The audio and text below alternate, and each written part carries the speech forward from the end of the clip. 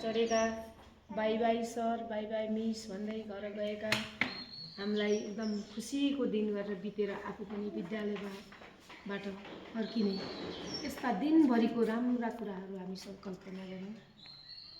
हाम्रो फाउन्डरले पनि हामीलाई धेरै राम्रो सोचिरहनु भएको, आफ्ना परेका समस्याहरू फाउन्डर नजिक गएर राम्रोसँग राख्न सकेको, हाम्रो प्रिन्सिपल सरले पनि हामीलाई एकदमै मोटिभेट गरेर हामीलाई निर्देशन दिइरहनु भएको, हामीले पनि आफ्ना समस्याहरूलाई प्रिन्सिपल सरसँग राख्न सकेको यो कल्पना गरौँ।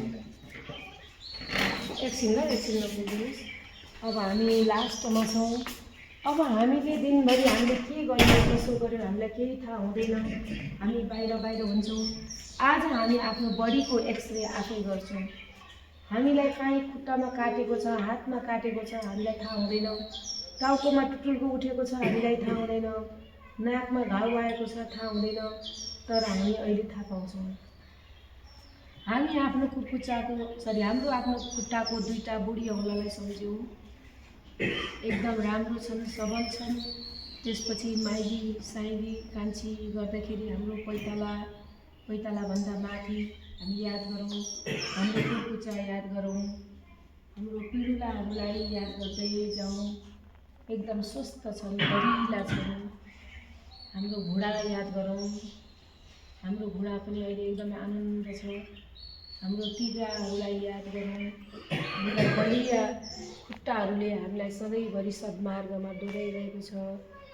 त्यसपछि हाम्रो खुट्टा कम्मरलाई याद गरौँ, हाम्रा कम्मरहरू दरिला छन्, हामीलाई जहिले पनि ठाडो बस्नलाई सहयोग गर्छन्। यदि यो ढाड कम्मर राम्रो नभइदिएको भए हामी सिधा बस्न सक्दैनथ्यौँ, हिँड्न सक्दैनथ्यौँ। हाम्रो पेटहरू याद गरौँ, पेटको वरिपरि याद गरौँ, हाम्रो पेटहरू एकदम स्वस्थ छन्। पेट स्वस्थ नभइदिएको भए हामीलाई धेरै गाह्रो हुन्थ्यो। त्यसै गरी हामी कम्मर सम्झ्यौँ, छाती सम्झौँ, छातीभित्र हाम्रो फोक्सो छ, मुटु छ, किडनीहरू छ अलिकति तल, हाम्रो सबै कुरा स्वस्थ छ। हामीले यिनीहरूमाथि अन्याय गरेका छैनौँ, खान नहुने कुराहरू खाएका छैनौँ, यिनीहरूलाई हामीले धेरै कामको लोड दिएका छैनौँ, यिनीहरूले पनि हामीलाई साथ दिइरहेका छन्। हाम्रो कुममा सम्झौँ, हाम्रो यो कुममा हाम्रो घरको भार छ, हाम्रो विद्यालयको भार छ, हाम्रो छोरीको भार छ, हाम्रो आफ्नै जिन्दगीको पनि वेट हाम्रो सबै यो कुमले लिइराखेको छ। हाम्रो पाखुराहरू सम्झौँ, यी पाखुराहरूले सधैँभरि राम्रा कुराहरू याद गर्छन्। हामीले अरूलाई सहयोग गर्ने, आफ्नो घरमा काम गर्ने यी पाखुराहरू बलिया छन्। त्यसपछि हाम्रो नारीहरू याद गरौँ, दुईटै नाडी हाम्रो दरिला छन्। जिन्दगीभरि नाडी दलेर हामीले आफ्नो जीविका चलाउनु छ, आफ्नो परिवार पाल्नु छ, समाजलाई केही योगदान गर्नु छ, सबै यो नारीले गर्छ। हाम्रो हत्केलामा सम्झौँ, हाम्रा भाग्य रेखाहरू छन्, हाम्रा सम्पूर्ण विद्यालयका आयु रेखा सम्पूर्ण यही छन्। हामी यसलाई हेरेर हामीले आफ्नो भाग्य, आफ्नो जीवनलाई कहिलो बनाउँदै अगाडि जान्छौँ। र यो औँलाहरू सबै औँलाहरू ठिक छन्। अब हामी हाम्रो औँला कान्छी औँलासँग सम्झिँदै, यो औँलाहरूमा हाम्रो 5 तत्त्वहरू छन्, अग्नि, वायु, जल, पृथ्वी, सूर्य, होइन? यो सबै हामीलाई 5वटै औँलाहरूमा छन्। त्यसपछि औँलाले सबै संसारको कामहरू गर्न सक्छन्। यी नभइदिएका भए हामीलाई काम गर्न केही अप्ठ्यारो हुँदैन। तर पनि जीवन चल्छ, नहुनेहरूको पनि जीवन चलेको छ, हात नहुनेको पनि जीवन चलेको छ। तर हामीलाई जति सजिलो छ उहाँहरूलाई गाह्रो छ। त्यसपछि हामी सम्झिँदै फेरि कुम, त्यसपछि हामी घाँटी सम्झौँ, घाँटीमा हाम्रो गुडबन्दी, हाम्रो घाँटी बढेको छ। हामीले बोलेका बोलीहरू, सास लिएका सासहरू यही घाँटीमा भित्र जान्छन्। हाम्रा गालाहरू सम्झौँ, कति कोटिला छन्, कति चाउरी परेका छन्। यी गालाहरूलाई पनि हामी सधैँभरि स्वच्छ राख्न, सधैँभरि कुटिलो राख्न प्रयास गर्छौँ।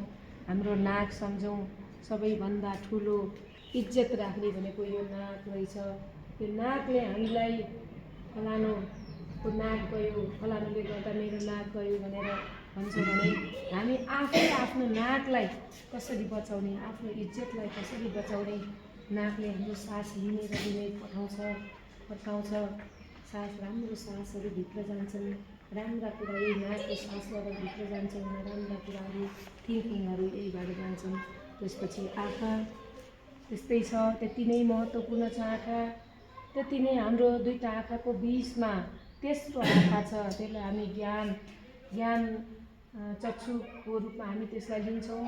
त्यो हाम्रो बिचको तेस्रो आँखा, जसको तेस्रो आँखा खुलेको छ उसको बुद्धि धेरै चल्छ, धेरै उसले बुद्धि राम्रो हुन्छ। उसले जहिले पनि हाम्रो यो नदेखिने भित्रको आँखा खोल्नु भन्छन्। भगवान् बुद्धले पनि यो भित्री आँखा खुलेकै भएर संसारभरिलाई नै उज्यालो बनाइदिनु भयो। त्यसै गरी हाम्रो निधार जति ठुलो छ, हाम्रो त्यति नै बुद्धि हुन्छ, त्यति नै भाग्य हुन्छ भन्छौँ। त्यसपछि हाम्रो सबैभन्दा माथिको यो शिरमा रहेको कपाल र कपालभन्दा पनि अलिकति माथि रहेको हाम्रो टुप्पी रहने ठाउँ, सहस्र चक्र भएको ठाउँ।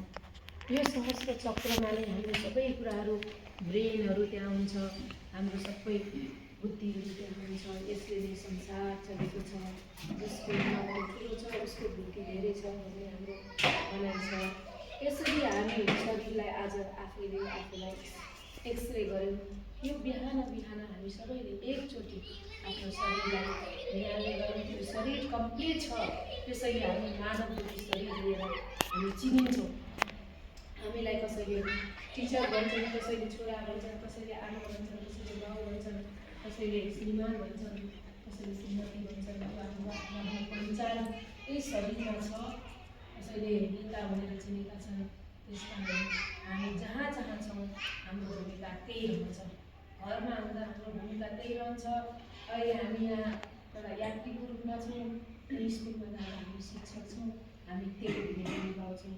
त्यस कारणले आजको दिन एकदमै सुन्दर होस्, एकदमै राम्रो होस्, एकदमै हाम्रो शरीरमा पोजिटिभ भाइबहरू बसेको राम्रा कुराहरू आफ्नो शरीरमा आइरहेको याद गरौँ र हामी हातलाई आँखाले पुरिकन हातलाई मजाले रगडौँ। अनि हामी सबैले यो आफ्नो आँखामा बिस्तारै, किनभने धेरै बेरसम्म हामी आँखा बन्द गऱ्यौँ, एकैचोटि उज्यालोमा हेर्दा कहिलेकाहीँ हाम्रो आँखालाई अप्ठ्यारो हुन्छ। त्यस कारण हाम्रो हत्केलाभित्र आँखालाई हेरौँ, बिस्तारै हेरौँ अनि हाम्रो अनुहारलाई मुसारौँ।